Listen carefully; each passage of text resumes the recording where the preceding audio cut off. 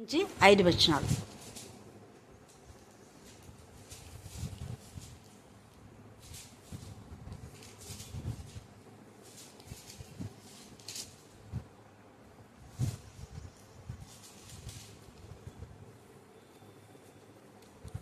దావీదు రాసిన సంకీర్తనలు 141వ అధ్యాయము 1 నుంచి 5 వచనాలు. యెహోవా, నేను నీకు మొరపెట్టుచున్నాను, నా యుద్ధకు త్వరపడి రమ్ము. నేను మొరపెట్టగా నా మాటకు చెవియొగ్గుము. నా ప్రార్థన ధూపం వలెను, నేను చేతులెత్తుట సాయంకాల నైవేద్యం వలెను నీ దృష్టికి అంగీకారములగును గాక. యెహోవా, నా నోటికి కావలించుము, నా పెదవుల ద్వారమునకు కాపు పెట్టుము. పాపము చేయ వారితో కూడా నేను దుర్నీతి కార్యములలో చొరపడకుండునట్లు నా మనస్సు దుష్కార్యమునకు తిరగనీయకుము. వారి రుచిగల పదార్థములు నేను తినకయుందురుగాక. నీతివంతుడు నన్ను కొట్టుట నాకు ఉపకారము, వారు నన్ను గద్దించుట నాకు తైలాభిషేకం. నేను అటు అభిషేకమును త్రోసివేయుదురుగాక. వారి దుష్క్రియలను చూసి నేను తప్పక ప్రార్థన చేయుచున్నాను. చాలు. దేవుడి వాక్య భాగం దీవించి ఆశీర్వదించును గాక. ఆమేన్, ఆమేన్, ఆమేన్.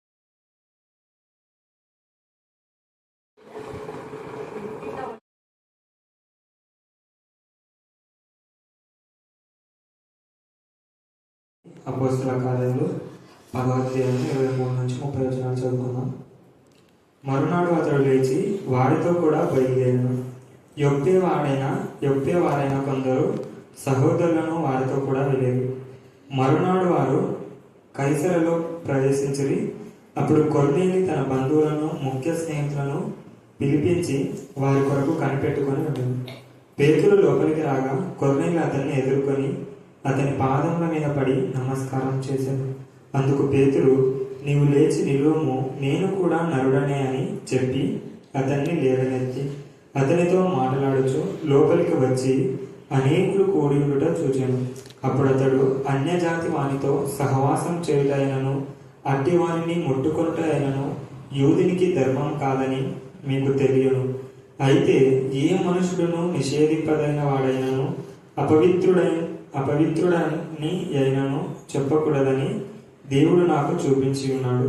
కాబట్టి నన్ను పిలిచినప్పుడు అడ్డమేమీ చెప్పక వచ్చితే గనుక ఎందు నిమిత్తము నన్ను పిలువనంపితురో దాని గురించి అడుగుచున్నానని వారితో చెప్పాను. అందుకు కొర్నేలి, 4 దినముల క్రిందట పగలు 3 గంటలు మొదలుకొని ఈ వేళ వరకు నేను ఇంట ప్రార్థన చేయుచుండగా ప్రకాశమానమైన వస్త్రములు ధరించిన వాడొకడు నా ఎదుట నిలిచి, కొర్నేలి, నీ ప్రార్థన వినబడెను, నీ ధర్మకార్యములు దేవుని సముఖమందు జ్ఞాపకముంచబడి ఉన్నవని గనుక నీవు యొప్పేకు వర్తమానం పంపి పేతులను మారు పేరు గల సీమోనును పిలిపించుము. అతడు సముద్రపు దరినున్న చర్మకారుడైన సీమోను ఇంట దిగి ఉన్నాడని నాతో చెప్పాను. దేవుడి పరిశుద్ధ వాక్యం దీవించాల్సిన అద్భుత రీతిగా మీరు చేసిన మేళకు ఉపకారాలకు దేవా నా తండ్రి మార్చి 31వ తేదీ నా తండ్రి మరి సోదరు ఆశ 74 బేసిక్స్ నా తండ్రి చర్చి పునాది వేయటానికి మార్గం సాయం చేశారు. దేవా మీరే ఆ చర్చిని మీరు పూర్తి చేయండి. అందుకు వచ్చిన ప్రతి ఒక్కరిని బట్టి మేము శుద్ధిస్తున్నాం. దేవా నా ప్రభా, ఈ మందిరం కంటే మేము ఇల్లు ఉన్నాం. మా హృదయమైన మందిరాన్ని మేము సరిగా ఆత్మీయంగా కట్టుకోవడానికి మీకు కృపదాయించే కాక మరి నా తండ్రి మా మధ్యకు నా తండ్రి మీరు నడిపించినటువంటి దీనిని బట్టి మేము స్థుతిస్తున్నాం. బాంబే నుంచి క్షేమంగా వచ్చింది, ప్రయాణంలో తోడుగా ఉన్నారు. అనేక మంది ప్రయాణంలో నా తండ్రి ఈస్టర్కు ఎవరెవరైతే నా తండ్రి వెళ్తున్నారు వాళ్ళందరినీ ఆస్వాదించండి. మరి బెంగళూరు నుంచి నా ప్రభ నా తండ్రి జోక్లీన్ మా తండ్రి రుతులు కూడా మీరు ఫ్రైడే రోజు నడిపిస్తున్నారు. వారి ద్వారా మీరు మాట్లాడుతున్న విధానం బట్టి కూడా మేము స్థుతిస్తున్నాం. అనేక మంది కరోనా పీఠంలో దేవ నా ప్రభ నా తండ్రి 7 మాటలు చెప్పాలని ఎంతో ఆసక్తితో వహిస్తున్న ప్రేరేపణకి ఎంత స్థుతించడం కూడా తక్కువే దాన్ని. మీకే స్తోత్రం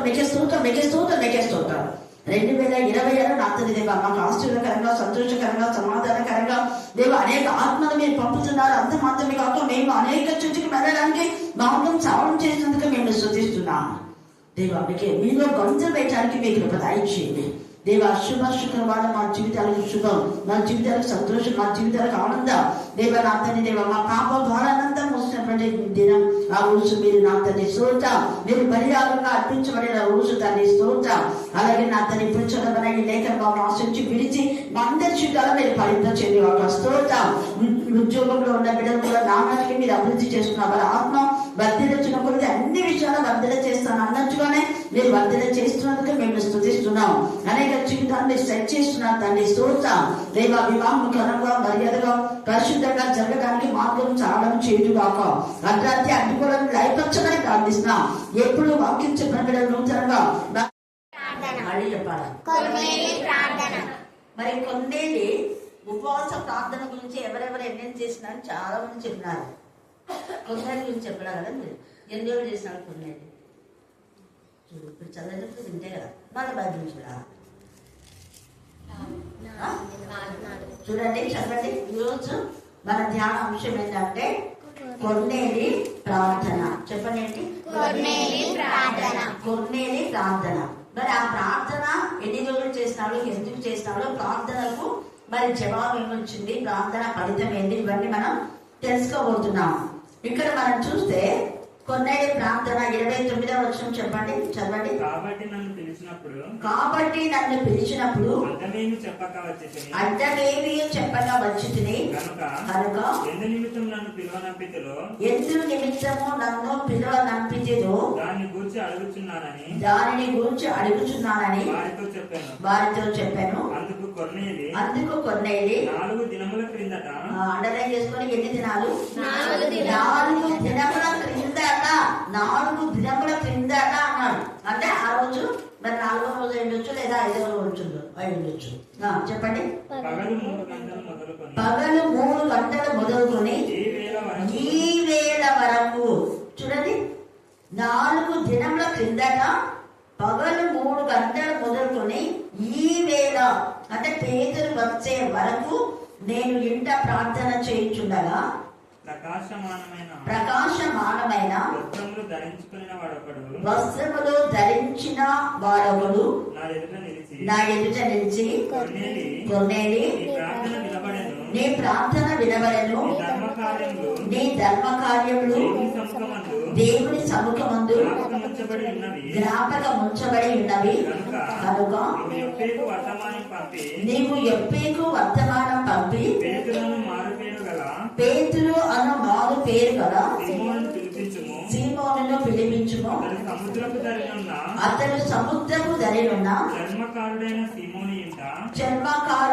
సీమోని ఇంట దిగి ఉన్నాడని నాతో చెప్పాను. వెంటనే నిన్ను పిలిపించుకుని నీవు వచ్చినది మంచిది, ప్రభు నీకు ఆజ్ఞాపించవన్నీ వినుటకై ఇప్పుడు మేమందరము దేవుని ఎదుట ఇక్కడ కూడి ఉన్నామని చెప్పాను. చూడండి, ఇక్కడ మనం గమనించినట్లయితే కొన్నేలి ఒక అన్యుడు కదా. అన్యుడు మరి యూదులు సహవాసం చేయరు. ఈ మాట ఎవరన్నారు?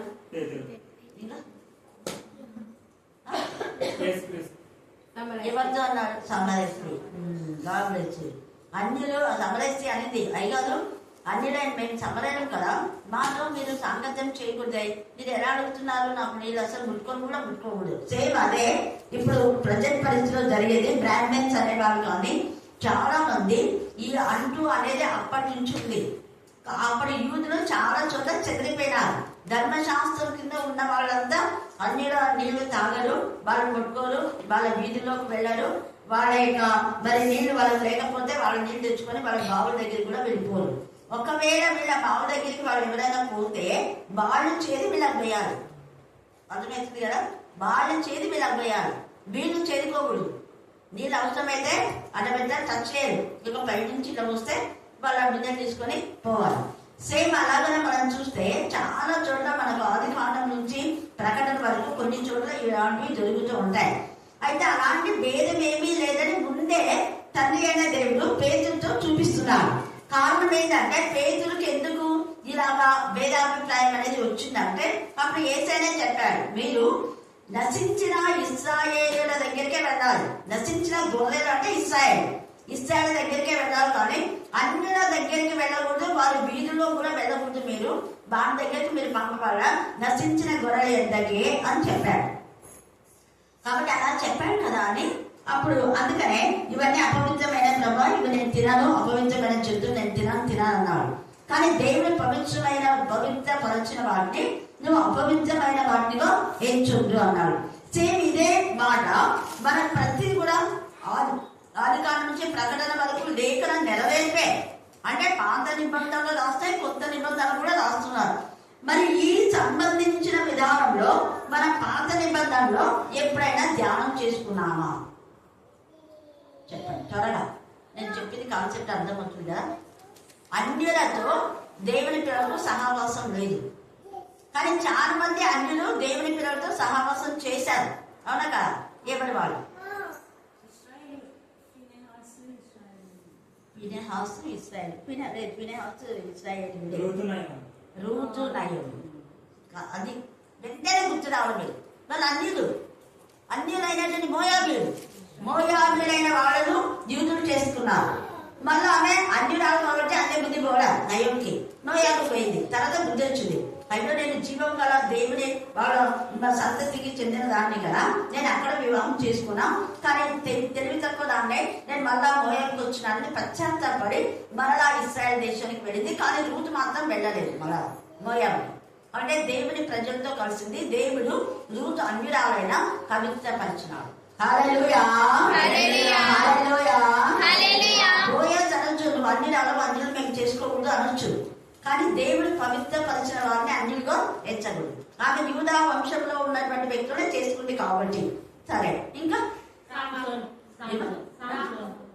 సంసోను చేసుకున్నాడు, కానీ అది వేస్ట్ అయిపోయింది. అన్ని రాళ్ళు చేసుకుని ఏం ఉపయోగం లేదు. ఇంకా రాహబు వేసి అన్యురాలనే ఆమె ఇశ్రాయేలుతో కూడా కలిసిందన్న. చూడండి, అక్కడ పాత నిబంధన నుంచి లేఖ నెరవేర్పే. అంటే దేవుడు ఏది నిషేధింపదగిన కాదు, ఆయన పక్షపాతి కలిగిన దేవుడు కాదు అని 34వ వచనంలో అదే అంటారు. దేవుడి పక్షపాతి కాడని నిజంగా గ్రహించిన పక్షపాతము దేవునికి లేదు. పక్షపాతం లేదు కాబట్టి ఆదికాండం నుంచి మనం చూస్తే ప్రతి ఒక్కరితో కూడా మోషేకు తోడైనట్టు నీకు తోడైనా అన్నాడు. అబ్రహాంకు తోడైనట్టు ఇస్సాకు తోడైనట్టు యాకోబుకు. ఈ అబ్రహాం, ఇస్సాకు, యాకోబుల దేవుడు మోషేకు తోడైనాడు. మోషేకు తోడైన దేవుడు యెహోషువకు తోడైనాడు. యెహోషువకు తోడైన దేవుడు కాలేబు. ఆ తర్వాత ఇంకా చాలా మందికి. అంటే దేవుడు ఎందుకు అలాగా పక్షపాతం ఆయనకు లేదు. కాకపోతే ఎవరు దేవుడు ఎందుకు భయభక్తి కలిగి ఉంటారో వాళ్ళకి తోడై ఉంటారు. అన్యులైనా, అన్య మతస్థులైనా, అన్య జాతి అయినా దేవుని హత్తుకొని ఆనుకొని జీవించే వాళ్ళకు వీళ్ళకు ఇశ్రాయేలుకి ఏ బ్లెస్సింగ్స్ ఇస్తున్నాడో వాళ్ళకు కూడా అదే బ్లెస్సింగ్స్ ఇస్తున్నాడు. అలాగే మోషే దేవుని చేత ఏర్పరచబడిన జనాంగం, కానీ ఆయన అన్యురాలైనటువంటి సిప్పోరాను చేసుకున్నాడు. కానీ అన్యురాలైన సిప్పోరా మోషే కంటే విశ్వాసి, మోషే కంటే నీతిమంతురాలు. అక్కడ మోషేను తన కుమారుని చంపాలని ఖడ్గంతో చూసినటువంటి దూత ఉన్నప్పుడు చూసి వెంటనే సిప్పోరా ఏం చేసింది? ఓ, నన్ను చేసుకున్నందుకే ఈ శిక్షనేమో. అంటే అన్యులను చేసుకోకూడదు, దేవుని సెలవు ప్రకారం ఏదైనా చేసుకోవాలి అనేసి వెంటనే ఆమె పశ్చాత్తాపడి పాప పరిహారం చేసుకొని ఇప్పుడు నాకు రక్త సంబంధమైన పెళ్లి నువ్వు అన్నది. హల్లెలూయా, హల్లెలూయా, హల్లెలూయా, హల్లెలూయా, హల్లెలూయా. అలాగా దావీదు తల్లి అయినటువంటి నుజావేతు, యెషయా నుజావేతు అన్యురాలను చేసుకున్నాడని చెప్పేసి సన్నిహితుని వాళ్ళకు సభ ఉంటుంది. ఆ యొక్క సభలో అతను మరి పెద్దగా ఉండకుండా వాళ్ళు అవమానపరిస్తే వెంటనే ఆమె అంటుంది, మీ జాతిలో వాళ్ళని చేసుకోండి, నా గురించి నీకెందుకు ఎంత ప్రేమ. అప్పుడు ఆమెను తీసుకుపోయి ఎక్కడో వదిలి మళ్ళా మనిషిగా తెచ్చుకుంటారు. మళ్ళీ ఆమె ప్రెగ్నెంట్ అయితే అడవిలో వదిలేస్తారు. ఎన్ని చూడండి. కానీ అన్యురాలైన ఆమె దేవునికి లోబడింది నుజావేతు. ఆమె కుమారుడే మరి ఎంత రాచరికపు స్థితిలో 40 సంవత్సరంలో ఇశ్రాయేలుకు నెమ్మది కలుగజేసినటువంటి దావీదు కూడా అన్యురాలే. ఆమె నల్ల జాతి చెందినటువంటి సిప్పోరా కూడా నల్ల జాతి చెందినటువంటి వాళ్ళే. నుజావేతు, ఈమె, ఇంకా కొంతమంది ఉన్నారు. ఇలాగా అయితే మనకు మళ్ళా దీనికి క్లారిటీ దేవుడు ఎక్కడిస్తున్నాడు అంటే యెహెజ్కేలు 47వ అధ్యాయంలో చూడండి. యెహెజ్కేలు 47వ అధ్యాయం 13-14 వచనాలు చదవండి. ప్రభువైన యెహోవా సెలవిచ్చినదేమనగా సరిహద్దులను బట్టి ఇశ్రాయేలు 12 గోత్రముల ప్రకారము స్వాస్థ్యంగా పంచుకొనవలసిన. నువ్వు ఎక్కడ చెప్తున్న యెహెజ్కేలు 47:13 చదువు. 12 గోత్రముల ప్రకారము మీ స్వాస్థ్యంగా పంచుకొనవలసిన భూమి ఇది. యోసేపు సంతతికి 2 భాగములు ఇవ్వవలెను. నేను ప్రమాణం చేసి మీ పితరులకు ఈ దేశం ఇచ్చితిని కనుక ఏమీ భేదం లేకుండా మీలో ప్రతిభావం ఏమీ భేదం ఏమంటున్నాడు కదా, ఏమీ భేదం అంటే ఆయన పక్షపాతి కావడం అనడానికి ఇది ఒక ప్రూఫ్ అన్నమాట. తర్వాత అక్కడ మనం చూస్తే ఆ యొక్క నదీ నీళ్లు బాగా ఎక్కువైపోయి ఇరుపక్కల ఆక్రమిస్తుంది. సకల జాతి అనే పదాన్ని అక్కడ యూజ్ చేస్తాం. గట్టిగా చెప్తే హల్లెలూయా, హల్లెలూయా, హల్లెలూయా, హల్లెలూయా. సకల జాతి జంతువులు కానీ సకల జాతి చెట్లు కానీ ఈ నీటి ద్వారా అవి బ్రతుకుతున్నాయంట. మనం చాలాసార్లు ధ్యానం చేసుకున్నాం, మీరు ఇంటికి వెళ్తారో చదవండి. అంటే దేవుని పక్షపాతం లేని వాడు అనడానికి ఇక్కడ మనకు తేజగా రుజుపరుస్తుంది ఈ యొక్క లేఖన భాగం అన్నమాట. ఆ యొక్క సకల జాతి మరి ఆ యొక్క పక్షులు కానీ చెట్లు కానీ అక్కడ బ్రతుకుతూ ఉన్నాయంటే ఆయన పక్షపాతం లేదు అన్నది మనకు తేజగా తెలుస్తుంది. కారణం ఏంటంటే నదీ నీరు సముద్రంలో పడినప్పుడు సముద్రం నీరు ఏమైపోయింది, ఏమి ఇంత సింపుల్ గా ఇంతకుముందు విన్నారు కదా, మంచి నీరు అయిపోయింది.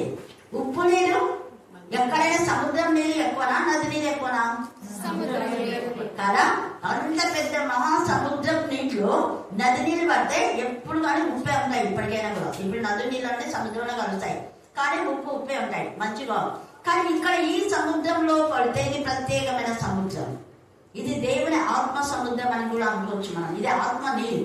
అందుకని ఆ నీరు నది నీరు సముద్రంలో కలిసినప్పుడు సముద్రం నీరు ఏమైపోయింది, మంచి నీళ్ళు అయిపోయినాయి. హల్లెలూయా, హల్లెలూయా, హల్లెలూయా.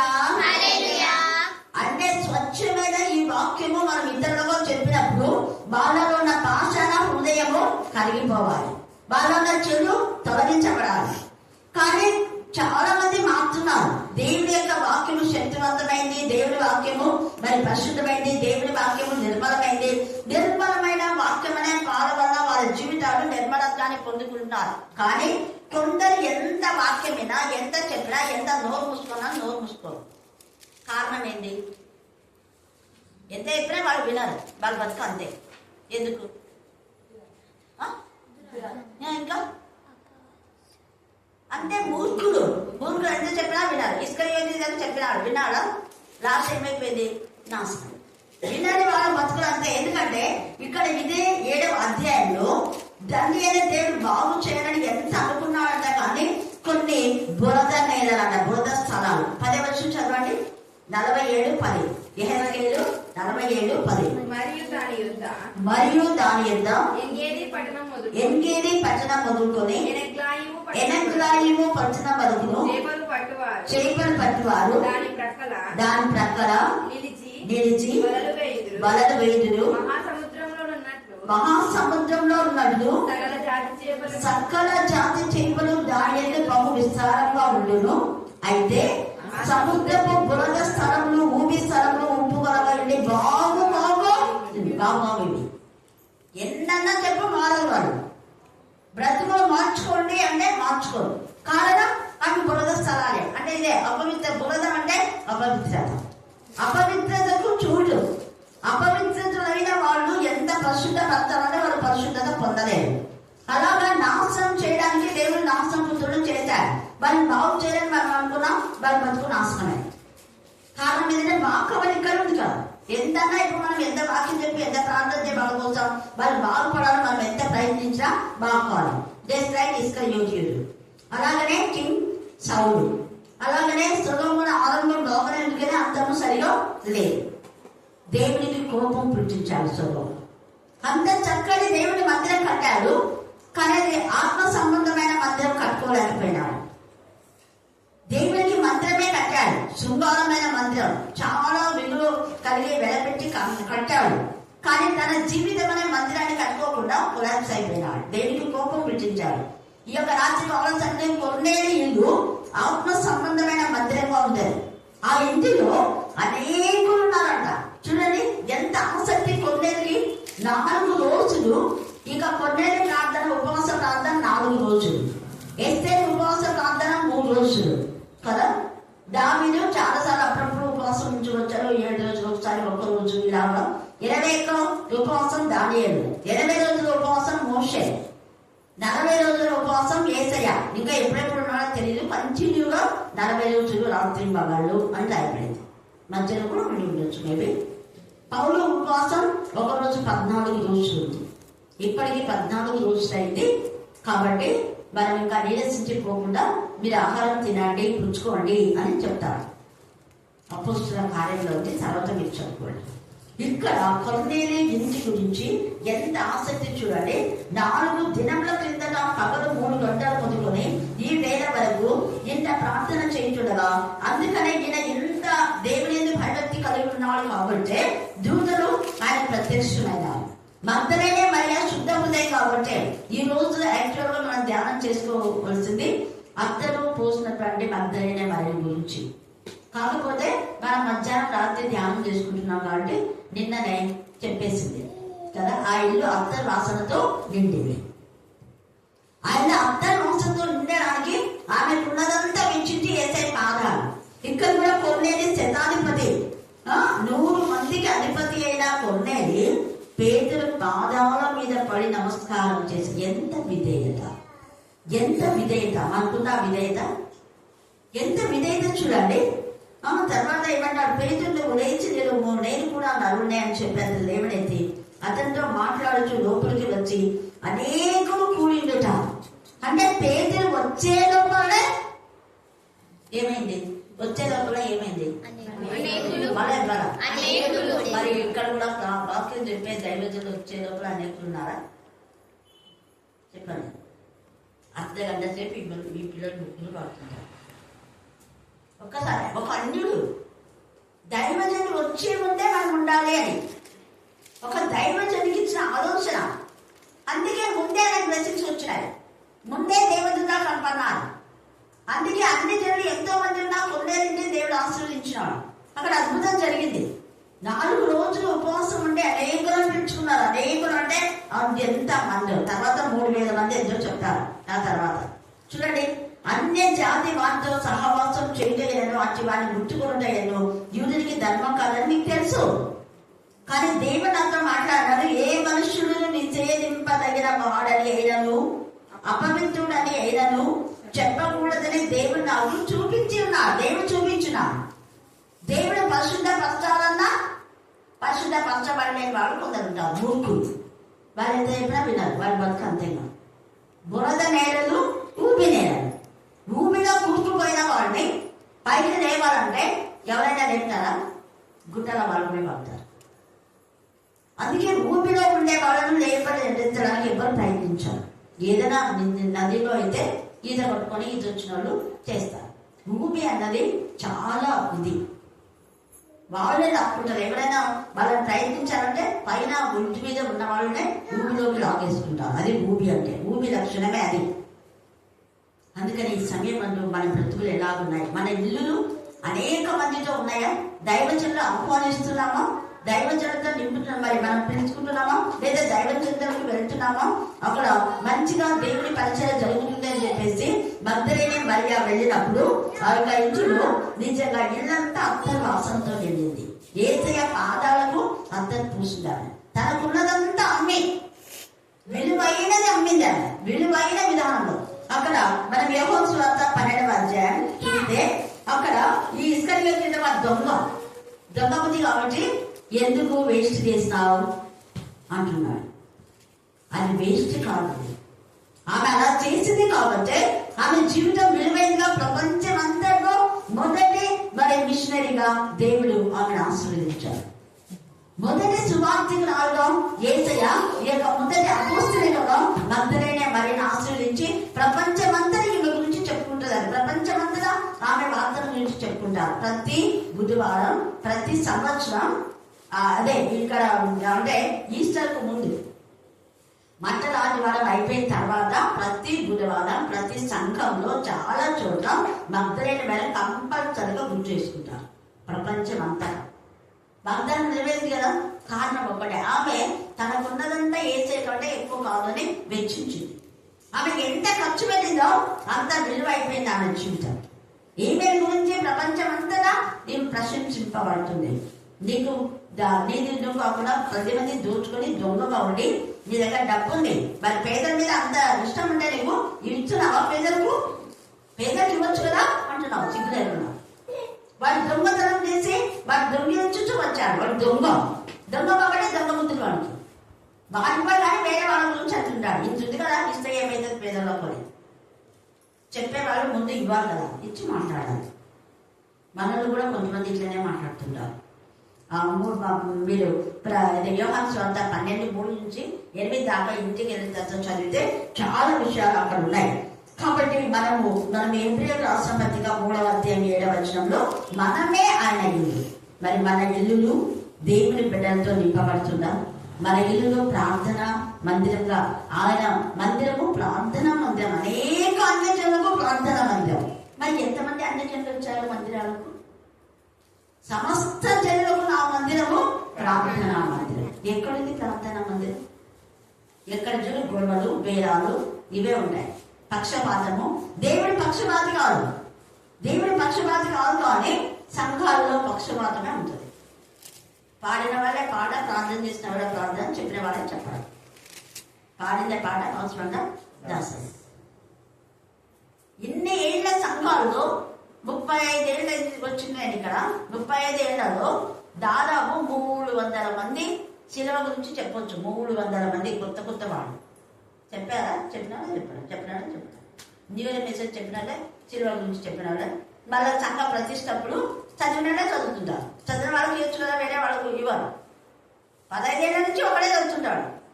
అంటే వాడు ఒక్కడే వెనుకుంటాడేమో దేవుడి పాపం. పక్షపాతులు దేవుడి సంబంధులు కాదు. సంఘంలో పక్షపాతం ఉంది అంటే అసలు దేవుడి సంఘమే కాదు, దుష్టుల సంఘం. ఎవరి సంఘం చెప్పండి?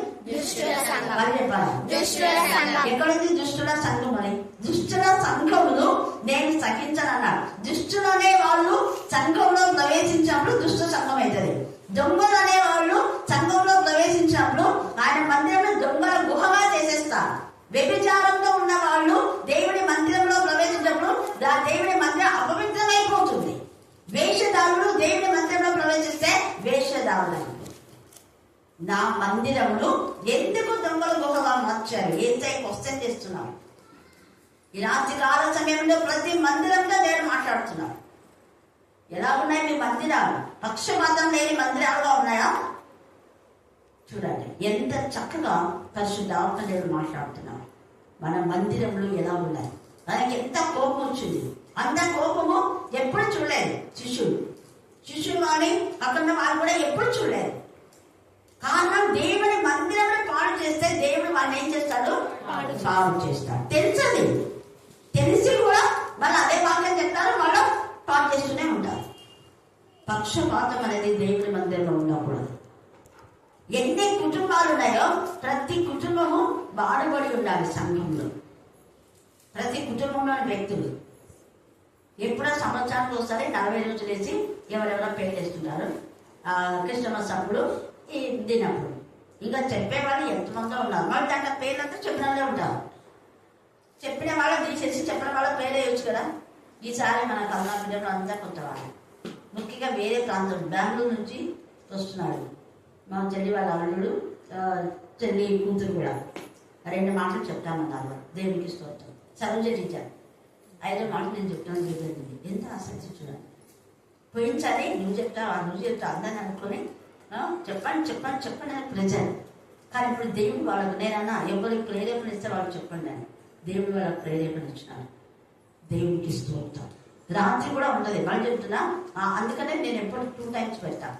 మధ్యాహ్నం వేళ కొంత చెప్పొచ్చు, రాత్రి వేళ ఆసక్తి గల వాళ్ళు రాత్రి వేళ కూడా చెప్పొచ్చు. కాబట్టి గుర్తుపెట్టుకోండి, శుక్రవారం రోజు మధ్యాహ్నం ఉంటుంది, మళ్ళా రాత్రి కూడా 7 మాటలే ఉంటాయి. చెప్పని వాళ్ళు ఆసక్తి గల వాళ్ళు చెప్పొచ్చు, ఎవరైనా చెప్పొచ్చు. మధ్యాహ్నం కొంతమంది, రాత్రి కొంతమంది. ఇది గుర్తుపెట్టుకోవడం.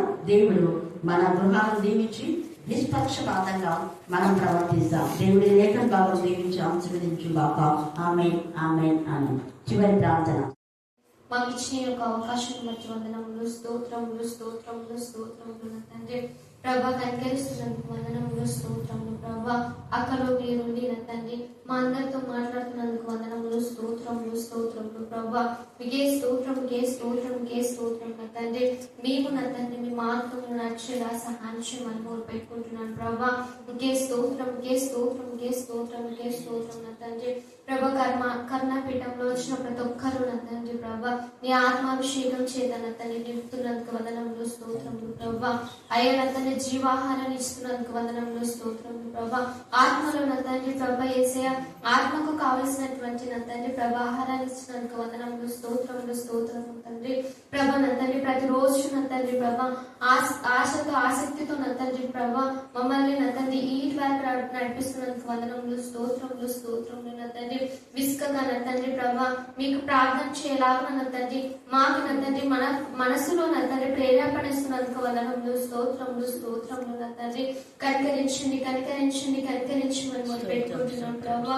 ఇంకే స్తోత్రం నా తండ్రి ప్రభా. నా తండ్రి ప్రభా అక్కడ దేశాలలో నా తండ్రి ప్రభా ఈ పరిస్థితులు లేక నా తండ్రి ప్రభా యుద్ధాలతోనూ నా తండ్రి గొడవలతోనూ ప్రభా యేసయ్య నా తండ్రి నీటి పురుగు నాటి జీవితాల కోసం నా తండ్రి ప్రభా ఏదేదో నా తండ్రి ప్రభా జరిగిపోతున్నాయి. కానీ ప్రభా మాకు ఇచ్చిన యొక్క నా తండ్రి ప్రభా ధన్యతను బట్టి వందనములు స్తోత్రములు ప్రభా. మా దేశాన్ని కాపాడుతున్నందుకు వందనములు స్తోత్రములు ప్రభా. మా రాష్ట్రాన్ని కాపాడుతున్నందుకు వందనములు స్తోత్రములు ప్రభా. అయ్యే మా జిల్లాను నా తండ్రి మా ప్రాంతాన్ని కాపాడుతున్నందుకు వందనములు స్తోత్రములు ప్రభా. అయ్యే మీ కనికరం లేనిదే నా తండ్రి మేము బ్రతకలేం ప్రభా. మీరు లేనిదే నా తండ్రి ఒక అడుగును నా తండ్రి ముందరకు వేయలేం ప్రభా. అయ్యా మీకే స్తోత్రం ప్రభా. కనికరిస్తున్నందుకు వందనములు స్తోత్రములు ప్రభా. నా తండ్రి ఇంకా